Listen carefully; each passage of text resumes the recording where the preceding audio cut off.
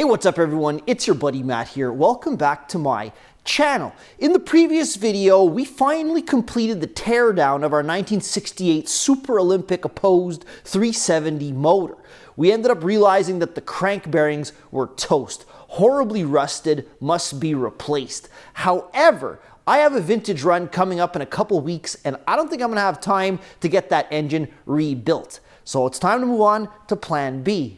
If you recall in my swap meet video, I ended up buying a slew of 370 Opposed engines, and I'm sure one or two of them might be runnable, at least in better condition than the one that's fully dismantled right now. Now, obviously, we're gonna have to do some work on these engines because I have no idea when the last time they would have ran was. Definitely gonna have to rebuild the carburetor, definitely gonna have to do points, condensers, or at least check and see if there's spark, and obviously check and see what the insides look like in order to make sure that they have the mechanical integrity to get me through a run or two this winter. So without further ado, let's try to find my plan B and get it running.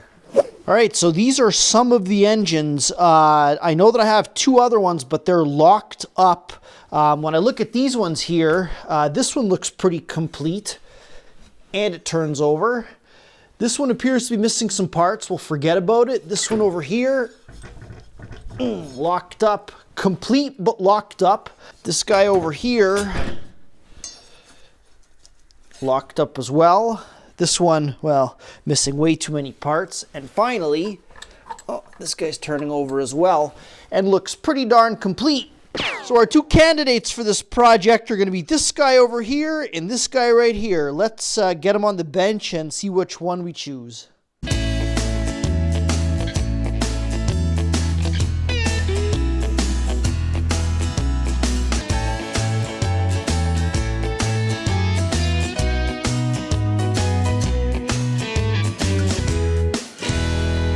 Okay, so I bought this engine along with four others from a club member. He just had a bunch of them, never really had them running. He bought them off another guy and he ended up passing them on to me. And this guy here was purchased this summer from the guy that I ended up getting the HD4A 1967 carb, as well as that 163cc piston that would go in one of these. He claimed that this one was a runner, so I kind of get a feeling that this one might be the one that has the most potential. But this one looks complete and isn't seized up either. So let's go through them and check them out. So in order to avoid any confusion, we're going to go ahead and identify these two motors. And we're going to identify them by the year that they were technically built. This guy over here has a HD8A carburetor. And if it is the correct one, which we will never know, that would make this engine a 1968 engine. This guy over here, on the other hand, has an HD8B carburetor, telling us that this engine came off a 1969 sled.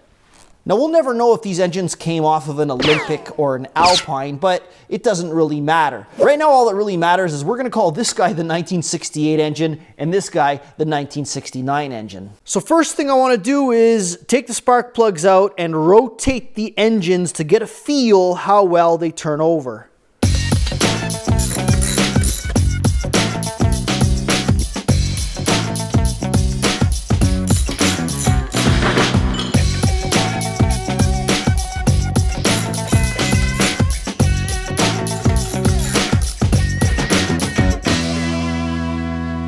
So right off the bat, points for this guy on originality. It has the original Bosch plug caps. It also has original Bosch spark plugs, and they look really, really good. This guy here, on the other hand, NGK, okay, fine, but look at this guy. Yuck. Rusty, nasty plug, and that's on the high cylinder. Bottom cylinder, not so bad. The spark plug looks okay.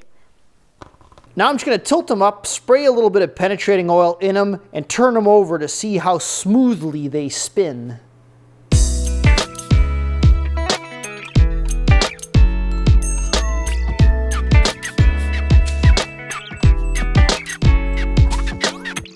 All right, so first impression here, I don't like the feeling of this guy. It's not horrible, but it feels like dry crank bearings that have a little bit of wear. That's just kind of the way it feels when you turn it over. This guy, on the other hand, feels a little smoother, feels a little nicer.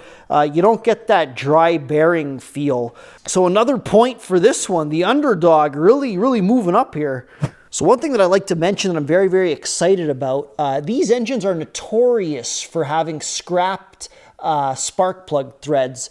That's because apparently they were such bad engines that you would always be swapping out plugs. I just checked, all 4 heads have very, very nice plug threads. That's a really exciting fact, at least for me, because most of the heads that I have mangled up threads. To know now that I have at least 4 good heads, maybe 2 good engines over here, that's pretty encouraging. So next we're going to take a look at the electrical system. So as for the 68 engine, we can see that it's all there, but the wiring on those coils has definitely seen better days. Also, one of the spark plug caps is missing. If you look at the 69, it looks pretty darn good. You can see that the wiring is all original. It even has the original connector and, as mentioned before, has the original Bosch plug caps. I guess that's another point for the 69. So all this is great, but it's maybe a little superficial. Well, by superficial, I mean it doesn't really matter if there's small details of the motors that aren't perfect. What I really want to know is, what do they look like inside? Are the pistons good? Are the cylinders good? That's going to make or break these engines.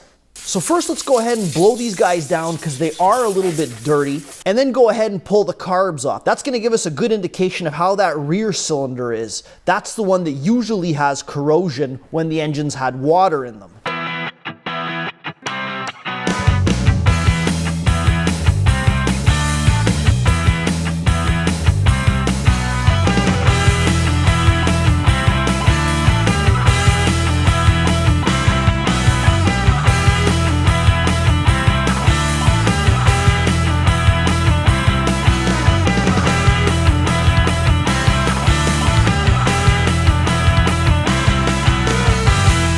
Got the carbs off on both of them, and for those of you who've been watching this series, I did mention that these engines are built on an incline with the cylinder that's closest to the seat kind of facing downwards. That essentially means that if anyone leaves them outside without an air box or for a long period of time and any water gets in through the carb, it'll accumulate down at the bottom and corrode the bottom of the cylinder, basically next to the exhaust port. I'm pleasantly surprised to see the condition of this engine over here. This is the 68. If I look at the piston skirt, it looks beautiful. If I go up and see the rings, there's oil in the engine. I didn't add that in, so there was oil in the engine, and you see the rings are free. And the most important part, if we move down, is that bottom cylinder wall. And we can see there's absolutely no pitting, no gouging, nothing. It looks a little worse on camera, but no, that cylinder wall is absolutely beautiful. If we move on down to the 1969 engine, we can see the piston is also in very good condition. The skirt looks good, a little bit rougher than the 68, but not all that bad.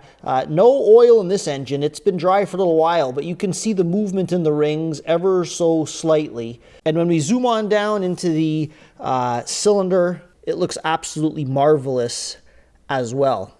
So far we're very, very lucky. Those are usually the cylinders that are no good, and on both of these engines, they are good. Now we can go ahead and remove those exhaust manifolds to check and see what the exhaust side of both pistons look like.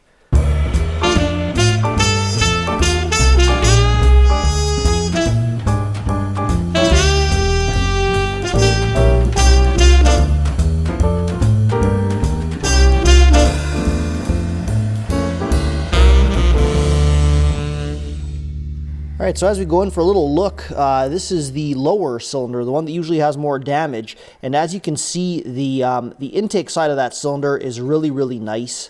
As we bring the piston up, we can see that the rings are nice and free, a little bit of oil coming out. And we move up, we can see that skirt is absolutely beautiful, all the way as far as we can see. So here we have the intake side of the cylinder on the top cylinder, and it looks pretty good.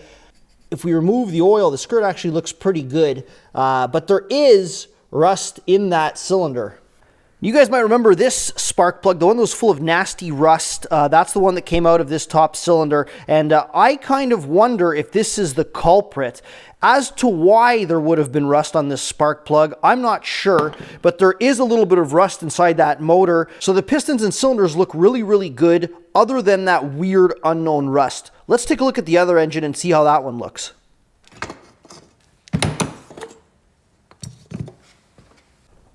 So on the lower cylinder, we can see that the cylinder wall looks pretty darn good, no pitting.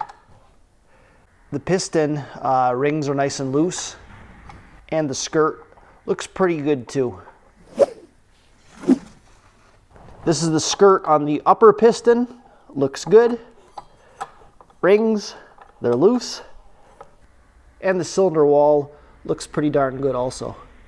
So if we're being absolutely picky, I consider that the 68 engine does have better conditioned pistons, but it does have that kind of rusty cylinder. This guy, on the other hand, we'll give it like an 8 on 10. It does have a little bit more piston wear. The cylinders look really, really good, and there's no rust in either cylinder.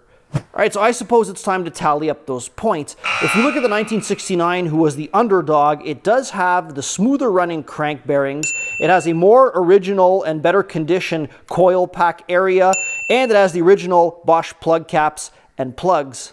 Now, although the pistons and cylinders aren't quite as good as the 1968, the fact that it doesn't have the weird rust issue that we have in the 68, we're going to give the point for mechanical integrity to the 69. Now, if we look at the 68, it does have most probably a better clutch on it, and it does have better pistons and cylinders in terms of wear. However, with that weird rusty spark plug, we don't really know what the overall condition of the inside of that engine is with certainty. So it looks like we have a clear winner. Looks like the 1969 is the engine that we're going to temporarily plop back into the sled in order to complete a few vintage runs this year. But before we go ahead and do that, I want to make sure that the crank seals are good. We're going to change them, and I'm going to check and see the entire electrical system. Most probably do points and condensers, but at the very least, check everything out. But you guessed it, that's going to have to be for another one. I hope you guys enjoyed this video. Stay tuned for the next one. Signing out.